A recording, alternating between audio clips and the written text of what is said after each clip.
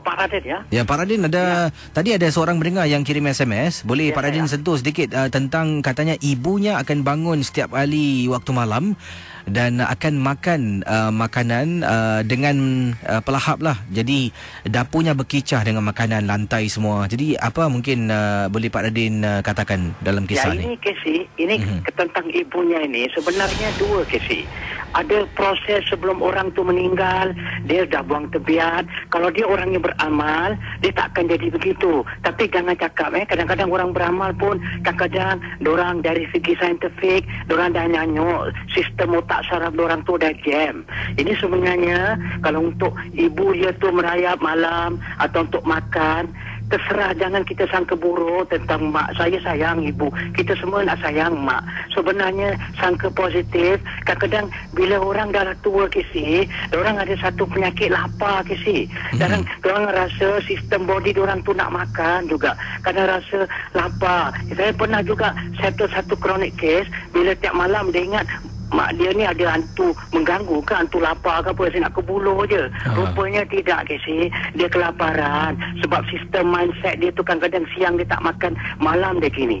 Jadi untuk siapa kadang-kadang bukan semua saka Casey. Kadang-kadang mak kita ni walaupun buruk baik busuk wangi mak. Jadi untuk yang punya diri tu kita tak boleh teka, Pak Adin tak boleh serkap jarang sebab Pak Adin tak nampak Casey. Jadi kita fikiran positif untuk orang tu. Boleh Pak Adin cerita chronic case untuk 2 saat Pak Adin? Boleh, silakan, tak apa, boleh. Ya, ini Pak Adin nak cerita satu chronic case yang paling sedih. Ini sebenarnya adalah seorang wanita Casey, dia isteri orang. Sebenarnya Casey, dia suruh Pak Radin bantuan. Yang paling aneh, dia yang buat suami dia dah jadi bongok dan suami dia dah over extreme bongok dia. Dan akhirnya sebenarnya Casey, dia tak dapat kekasih ni. Lelaki ni dulu dia tak suka. Dia lelaki ni sebenarnya dia rebut-rebut tak dapat. Jadi dia bikin cara mafia, dia bikin cara black magic. Sebenarnya Casey, Pak Adin nak cerita, Pak Adin jumpa satu isteri orang yang dah bertaubat. Dia cakap terus terang dengan Pak Radin, tak tahu mana dia dapat kronik nombor Pak Radin ni. Dia kasih tahu, Pak Radin boleh saya jumpa Pak Radin dekat satu tempat tak? Lepas tu dia kasih tahu, dia nangis-nangis.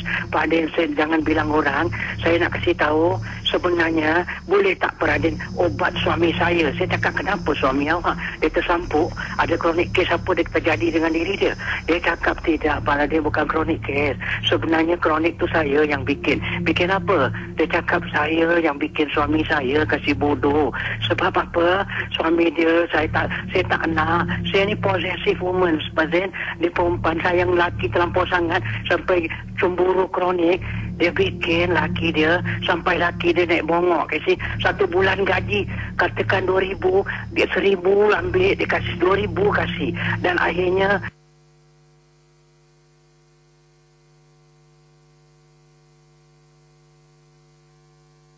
ini sebenarnya Pak Din nak cerita.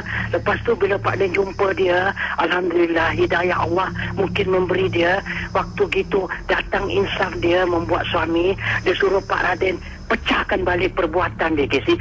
Sebab jumpa seorang nenek tua di seberang yang ada ilmu yang boleh membongokkan suami dia.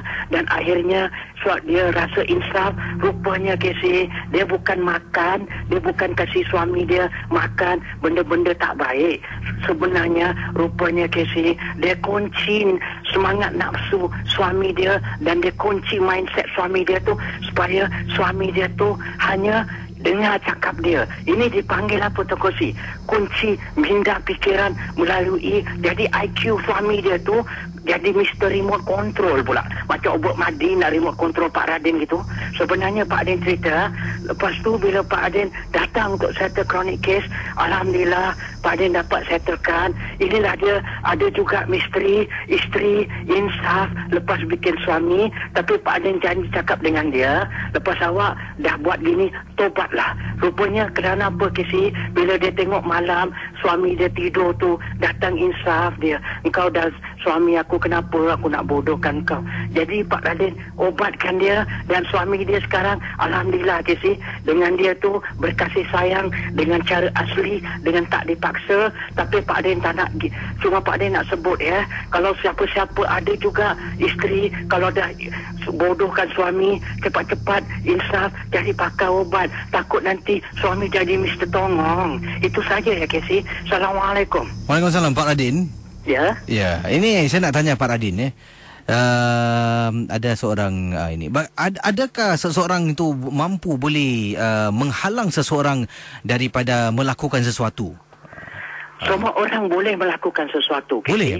Dia boleh, ada tapi jenis ilmu yang bila kita lakukan dia kata aku tak akan kasih kau buat ni. Jadi kita memang tak tergerak hati untuk melakukannya macam tu. Ada boleh. Tapi Casey, dia tak menggunakan ilmu Tuhan. Dia menggunakan satu keadaan jin yang telah bersekutu dengan dia, akan pergi ke tempat orang tu kunci, macam toko Pak Radin nak kena kunci, jadi orang tu akan kunci Pak Radin. Tapi cuma satu Casey, kalau nawai tu kita tu ikhlas, mungkin kadang-kadang macam untuk Casey ya, kadang-kadang sebenarnya Casey, bila orang kunci kita macam orang tu kunci nafsu orang tu, macam dia kurang ajar, dia tak nak orang tu berkasih sayang dengan isteri dia, dia kunci. Itu kunci sebenarnya. Benda-benda kunci ni Casey, bukanlah dari segi ilmiah kebatinan melalui ilmu hak Allah Ta'ala. Ilmu itu adalah kunci melalui alam perewangan, mantra sakti Majapahit yang digunakan turun-temurun, yang dilalui alam dampingan. Tapi kalau dia yang beriman, dia takkan nak kunci kebahagiaan orang. Tak baik ke sih? Itu saja ya. Assalamualaikum. Waalaikumsalam warahmatullahi taala wabarakatuh. Jadi